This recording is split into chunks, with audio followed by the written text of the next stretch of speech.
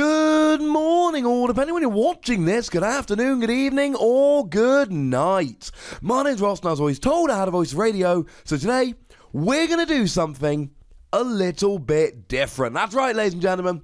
We're going to rank the Alolan Pokémon, the top 5 Alolan Pokémon, and we are going to do so looking only at the cards they have had released in the Pokemon trading card game. Although, to be fair, a couple of them we know have got upcoming cards that are pretty good. So I'm going to cheat a little bit and chuck them in because, gosh darn it, ladies and gentlemen, I can do it if I want to. You're not my real dad.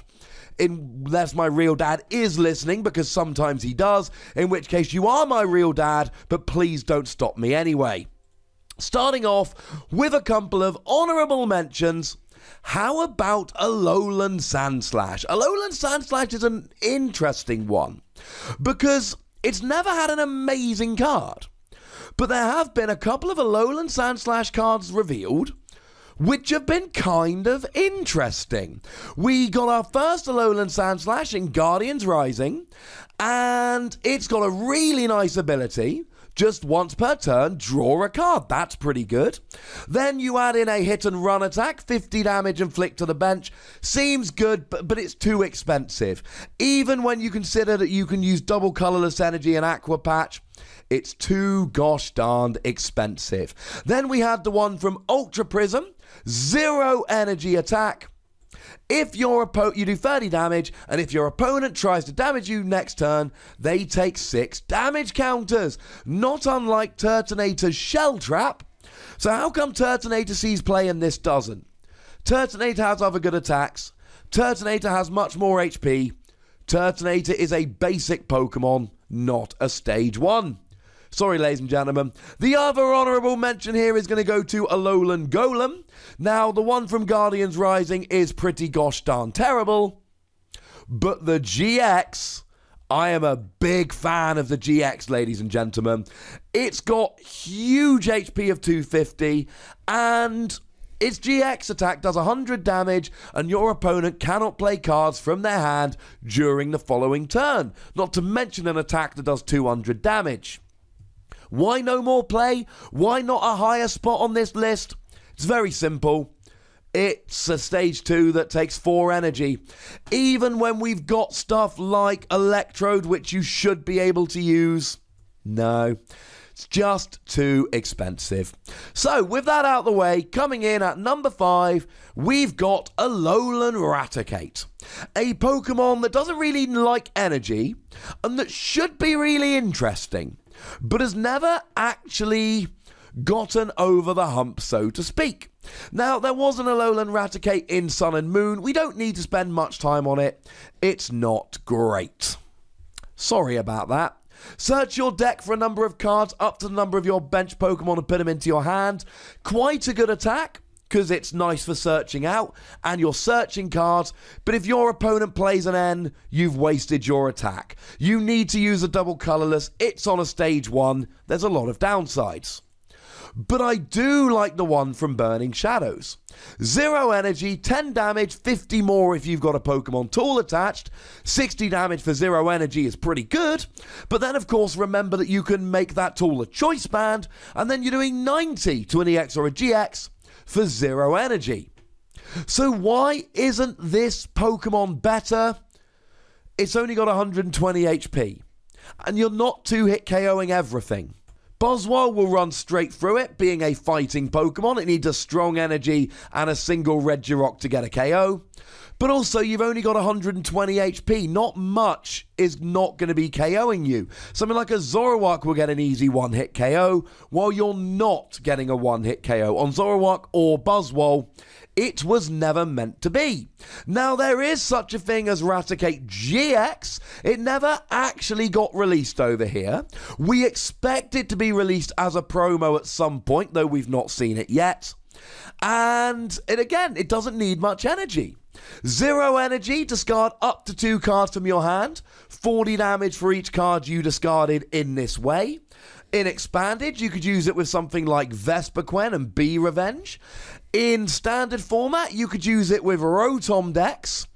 And that's actually kind of cool because, of course, you use Rotom for 0 energy as long as you discard enough tools, 9 in the discard. So you use Alolan Raticate early game for 0 energy to discard the tools, and then you bring in Rotom for 0 energy. The fighting weakness is still an issue, but it's at least pretty gosh darn interesting. Free energy 150 if Tails It does nothing is not good, but a 0 energy GX attack is. Search for 6 item cards, reveal them, and put them into your hand. Now, this potentially makes it a little bit weak to Garbodor, but, you know, you've got resistance, and it's not everywhere at the moment, so you should be okay. But also, again, if your opponent plays an N, uh-oh, not a bad card. It's really the first attack that we like here. Alolan Raticate's been interesting. It comes in at number 5. In at number 4, we have got Alolan Marowak. I like Alolan Marowak. Now, we have got one Alolan Marowak at the moment, ready to go. It came out in Crimson Invasion, so it took a while for us to get them.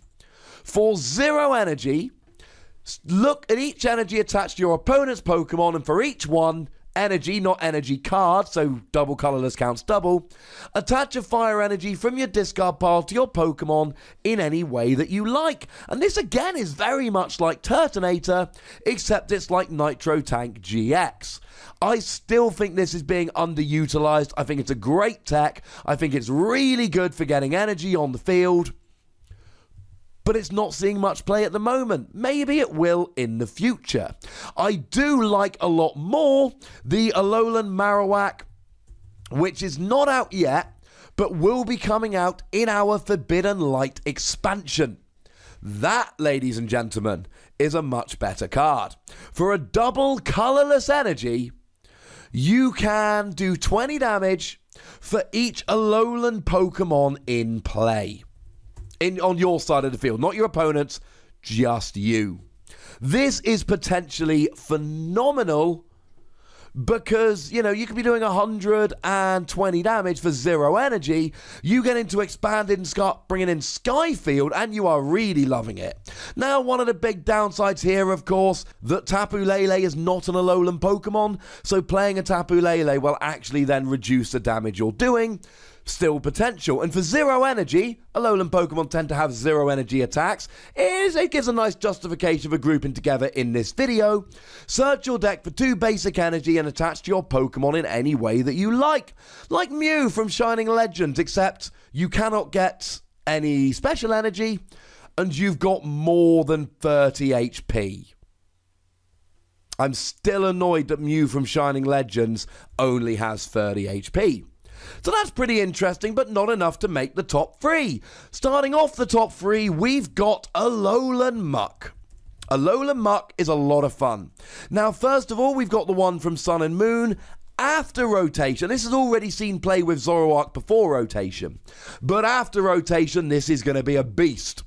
We are losing Garbodor, which means the only ways we have to turn off abilities are this and Glaceon GX. Glaceon works for EXs and GXs. This only works for basic Pokemon.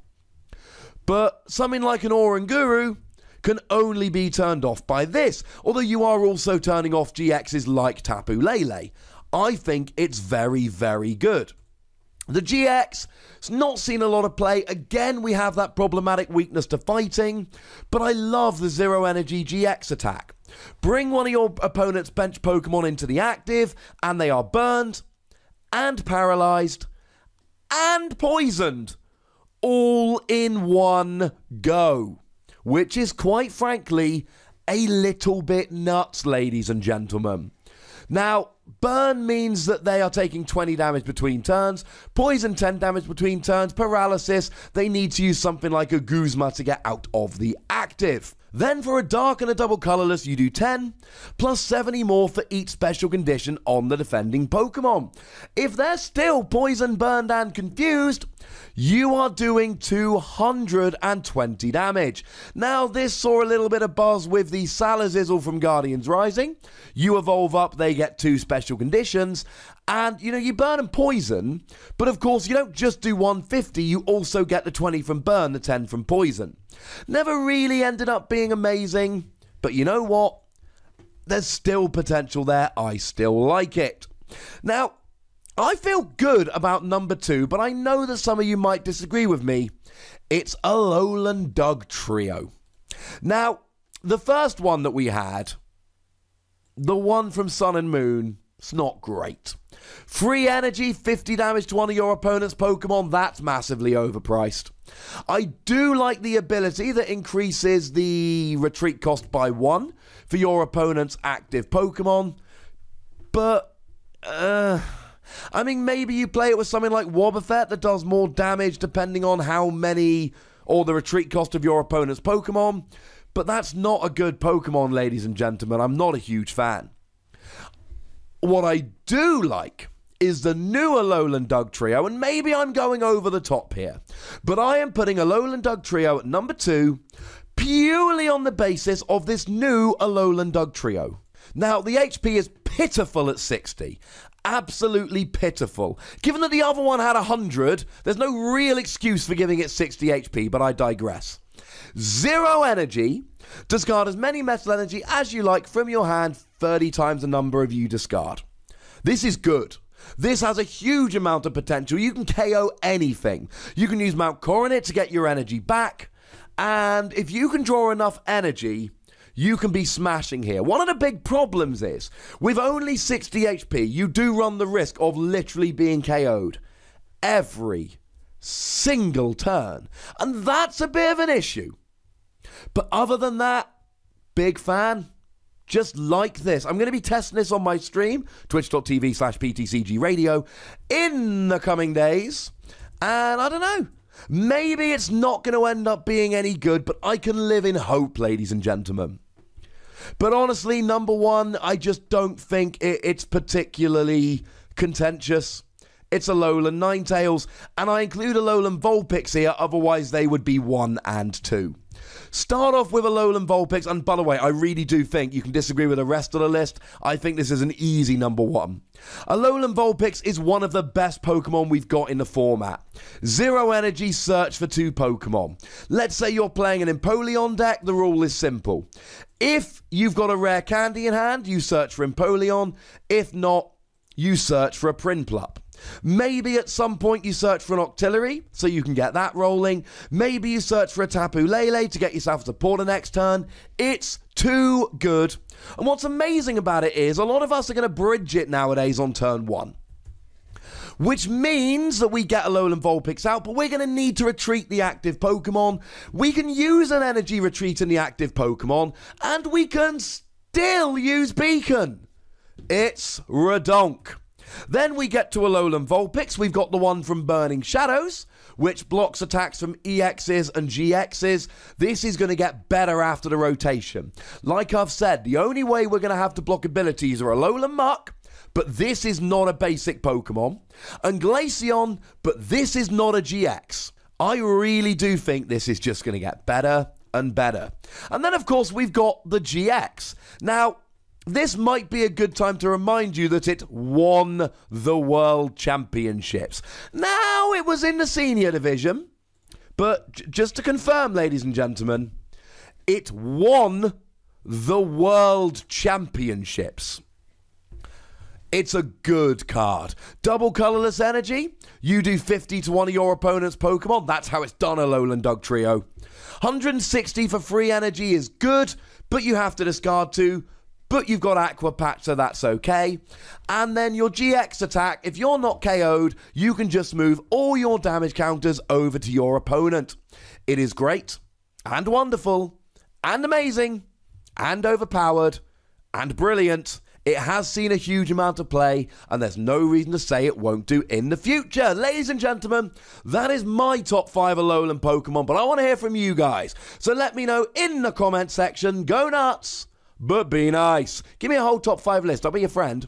Make sure you like this video, subscribe to this channel, follow me on Twitter at TheWassy, and Twitch for some live action at twitch.tv patreon.com/PTCGRadio. If you want to support the channel, get some bonus podcasts and so on, you can do so by going to patreon.com/PTCGRadio. And do check out Wassy Plays. I'm doing Dragon Ball Super stuff there and other things. It's great. Go nuts, etc. But by far the most important thing, as always, is to look after yourselves until next time. Thank you very much for watching. My name's Ross, and you've been watching PTCG Radio.